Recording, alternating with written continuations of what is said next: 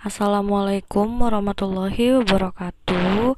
Oke, di minggu ini kita akan bahas mengenai teori atom part 2, yaitu teori atom Niels Bohr dan teori mekanika kuantum. Nah, kalau minggu kemarin kita sudah bahas mengenai teori atom oleh John Dalton, Joseph John Thomson dengan Ernest Rutherford. Nah, di minggu ini kita akan membahas teori atom lanjutannya, yaitu dari Niels Bohr dan mekanika kuantum. Oke, jadi secara umum kita tahu bahwa atom itu terdiri dari inti atom yang terdiri dari dua partikel, yaitu ada partikel proton dan partikel neutron. Nah, sedangkan ada elektron yang mengelilingi inti atom. Nah, kemudian dari percobaan si Rutherford ternyata masih banyak kelemahannya. Nah, kelemahan tersebut akhirnya mendorong para ilmuwan untuk melakukan eksperimen lebih lanjut tentang teori atom ini. Nah, ternyata oleh Niels Bohr, teori atom Ernest Rutherford ini banyak sekali kelemahannya. Nah, salah satunya yaitu adalah jika model atomnya seperti model atom Ernest Rutherford, elektron yang mengelilingi inti ini akan jatuh ke dalam inti. Nah, kenapa jatuh ke dalam inti? Karena lintasannya yang tidak stasioner atau elektron lama kelamaan akan kehabisan energi sehingga dia akan jatuh ke dalam inti. Nah, terus kalau elektron jatuh ke dalam inti bagaimana? Kalau elektron jatuh ke dalam inti, maka atom itu akan menjadi tidak stabil. Nah, jadi semua benda atau materi yang ada di alam ini kan materi yang stabil. Nah, tidak mungkin materi itu tidak stabil. Kalau tidak stabil, bisa aja dia menjadi meledak atau ya apapun yang menjadi tidak stabil. Nah, kemudian yang kedua, teori menurut Niels Bohr, teori atom Ernest Rutherford ini kelemahannya yaitu elektron dapat berpindah dari kulit yang satu ke kulit yang lain dengan memancarkan atau menyerap energi. Nah, ini menurut si Niels Bohr. Nah, kalau misalnya model atomnya seperti Ernest Rutherford, nah ini tidak bisa untuk melepas atau memancarkan energi. Oke, coba sekarang kita lihat model atomnya dari Niels Bohr. Nah, model atom Niels Bohr ini disebut dengan model atom tata surya ya. Karena bisa kita lihat di tengah-tengahnya itu ada inti atom. Nah, inti atom terdiri dari proton dan neutron, sedangkan ada elektron di yang mengelilingi inti atom. Nah, menurut model atom Niels Bohr, elektron-elektron mengelilingi inti pada lintasan-lintasan tertentu yang disebut dengan kulit atom atau tingkat energi. Nah, jadi si elektronnya ini ada pada kulit atau atom atau pada orbit ya istilahnya. Nah, jadi lintasan elektron yang terletak paling dekat dengan inti mempunyai energi paling rendah. Nah, jadi kulit yang pertama itu dia mempunyai energi paling rendah. Kemudian semakin jauh dia dari inti, maka akan semakin tinggi energinya. Nah, ketika elektron berpindah dari kulit yang satu ke kulit kedua, maka dia akan menyerap energi. Tapi ketika elektron pindah dari kulit kedua menuju kulit ke satu, maka elektron akan melepaskan energi. Nah, saya analogikan dengan seperti kamu naik tangga. Ketika kamu misalnya ingin naik dari bawah ke atas, nah pasti kamu kan akan merasa capek. Nah, berarti kamu butuh energi yang banyak, artinya kamu harus menyerap energi. Nah, ketika kamu turun dari atas menuju ke bawah, nah kamu kan akan merasakan tidak terlalu capek seperti naik tadi. Nah, makanya kamu di situ melepas energi. Ya, jadi analoginya seperti itu. Oke, kita lihat lagi untuk di nomor kulit yang pertama itu dia memiliki jumlah elektron sebanyak maksimum 2 elektron ya. Nah, kulitnya ini diberi simbol dengan K ya. Jadi nanti kulit pertama itu K, kulit kedua itu L, kulit ketiga itu M, N, O, P dan selanjutnya. Oke, jumlah elektron pada kulit pertama itu maksimum adalah 2 elektron. Nah, yang kedua itu adalah 8 elektron. Nah, dari mana sih angka 2, angka 8 dan sebagainya?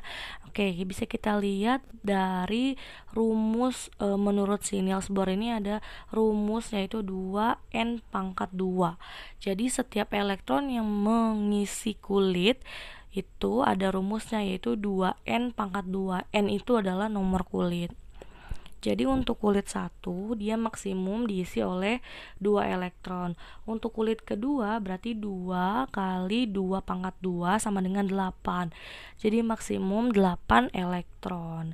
Nah, boleh diisi kurang dari 8 tapi tidak boleh lebih dari 8 gitu ya. Jadi untuk anggap aja kita analogikan sebagai mobil. Nah, untuk mobil yang pertama ini boleh diisi oleh 2 orang. Jadi maksimum oleh 2 orang.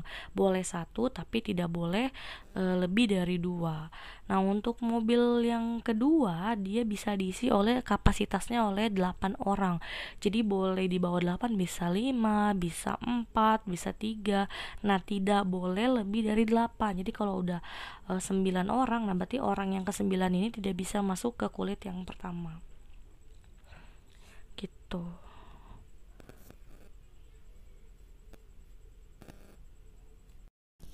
Oke, yang selanjutnya yaitu model atom mekanika kuantum. Nah, jadi dia menyempurnakan teori atom Niels Bohr. Nah, menurut teori mekanika kuantum ada beberapa kekurangan dari teori atom Niels Bohr. Nah, yang pertama yaitu teori atom Niels Bohr hanya dapat menerangkan spektrum atom yang sederhana, misalnya atom hidrogen. Nah, tidak dapat menerangkan atom yang lebih rumit, yaitu dengan nomor atom lebih dari 1.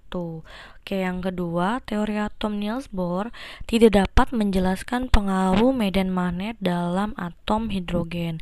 Nah, jadi berdasarkan kelemahan teori atom Niels Bohr, kemudian muncullah teori atom mekanika kuantum.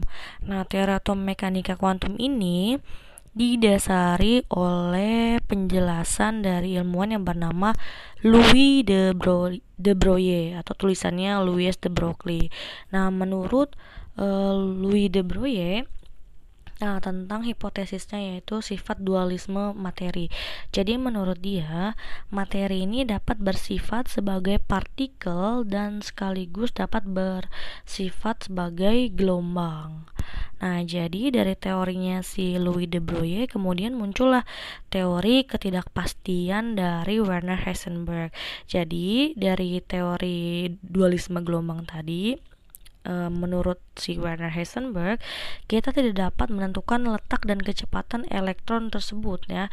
Jadi yang ada hanya kebolehjadian elektron itu ditemukan. Jadi kita tidak bisa menentukan letak dan kecepatan elektron tersebut dengan jelas ya.